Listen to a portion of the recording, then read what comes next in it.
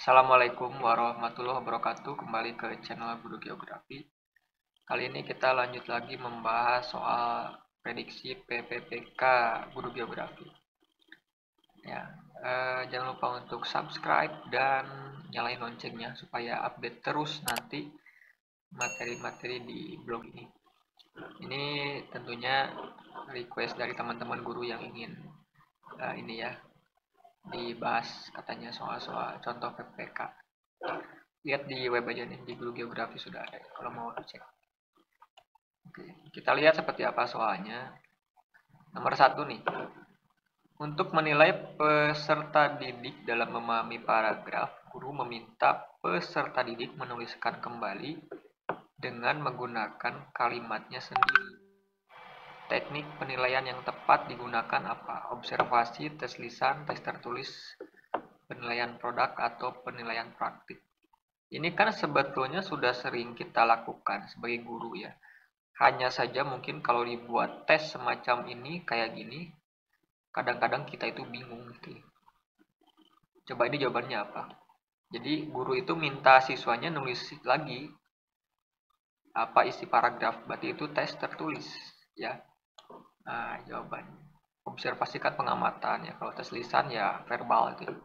Kalau penilaian produk kayak diminta bikin apa di karton misalkan itu ya. Atau kemudian penilaian praktik orang lagi siswa presentasi gitu ya, di kita nilai gitu ya. Jadi gitulah bedaannya gitu ya, karena ini diminta nulis ya, tes tertulis. Nomor 2, pemanfaatan zona litoral adalah untuk apa? Ini materi dinamika hidrosfer. Jadi ini ya kombinasi ya pedagogis dan geografinya profesionalnya. Jalur transportasi laut, menangkap ikan, pariwisata, pelabuhan perahu, pembuangan limbah. Ini udah sering kayaknya kalau sudah sering ngajar ini tahu. Jawabannya adalah yang pelabuhan perahu. Karena litoral itu kan zona pasang surut. Ingat ya, ini kan zonasi laut menurut kedalamannya. Ada litoral, ada neritik, batial, abisal, hadal. Litoral zona pasang surut, neritik yang tembus matahari ya, kaya akan biota, padang lamun, terumbu karang gitu ya. Batial yang remang-remang, abisal laut dalam, hadal tuh zona gelap di bawah, kayak itu Palu gitu. Nah ini kamu harus tahu pemanfaatan tiap zona ini. Ada juga di blog sini, ngecek di sini pemanfaatan zona laut. Udah saya tulis kayaknya. Jadi ini contoh soal tentang pemanfaatan zona laut. Gitu ya, litoral zona pasang surut untuk kapal-kapal bersandar tuh kan atau apa?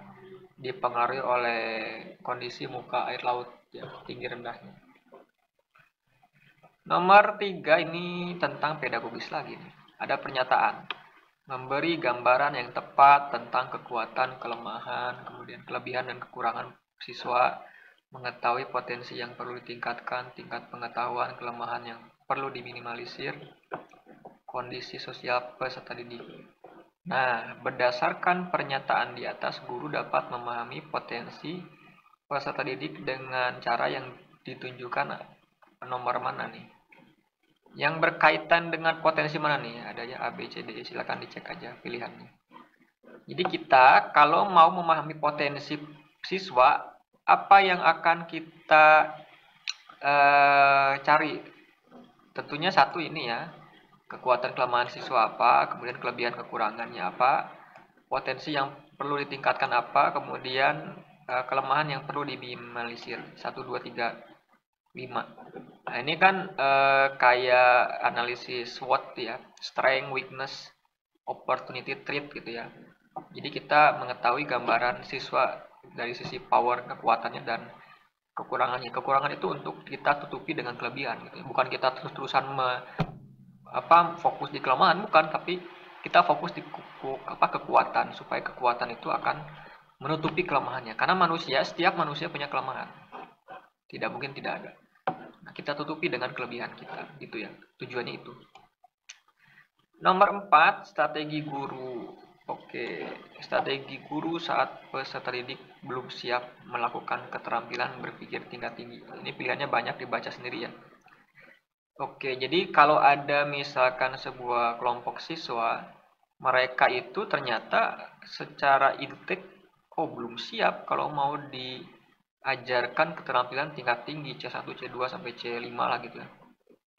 Dari mana misalkan setelah diamati ya gitu, diberi tes awal. Apa langkah guru yang harus dilakukan? Apakah langsung jebret gitu ya, paksain mengikuti prosedur pembelajaran tingkat tinggi atau gimana?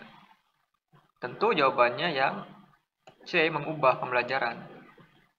Ya kan? Mengubah perencanaan pembelajaran. Jadi eh, keterampilan tingkat tinggi itu kan membutuhkan intake yang lumayan juga. Artinya harus siswanya siap juga. Kalau misalkan belum siap, maka harus dibimbing dulu dari awal. Maka rencananya dirubah. Plan A, B, C, D-nya gimana? Kalau belum siap, kita ganti dulu model pembelajarannya. Jangan pakai project, langsung pakai problem based learning. Orang siswanya kayak gitu kan, misalkan dari Aceh sampai Merauke itu nggak sama. Kalau mungkin kamu ngajar di Jakarta, oke lah ya, anak-anaknya kreatif, aktif ya, sarana dan prasarana lengkap. Coba kalau di pedalaman kan beda lagi.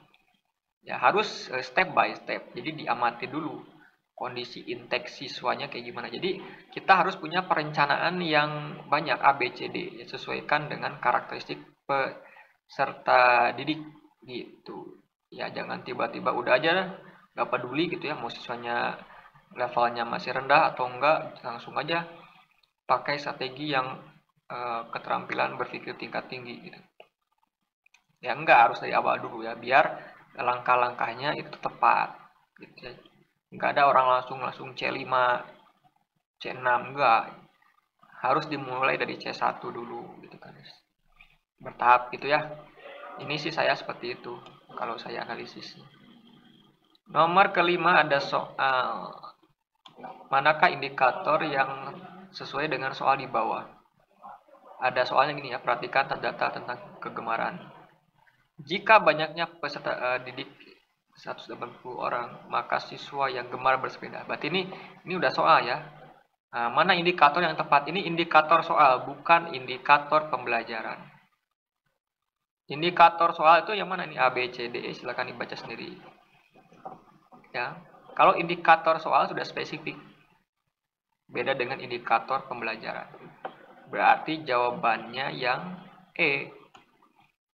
Disajikan diagram ini, siswa dapat menentukan jumlah peserta didik yang gemar bersepeda. Ini kan karena gemar bersepeda. Spesifik ya, kalau indikator soal itu spesifik, langsung menjurus ke apa yang diminta. Bukan semuanya misalkan menentukan macam-macam kegemaran, kan enggak. Tapi spesifik langsung, karena ini ditujukannya soalnya minta yang gemar bersepeda. Itu indikator soal.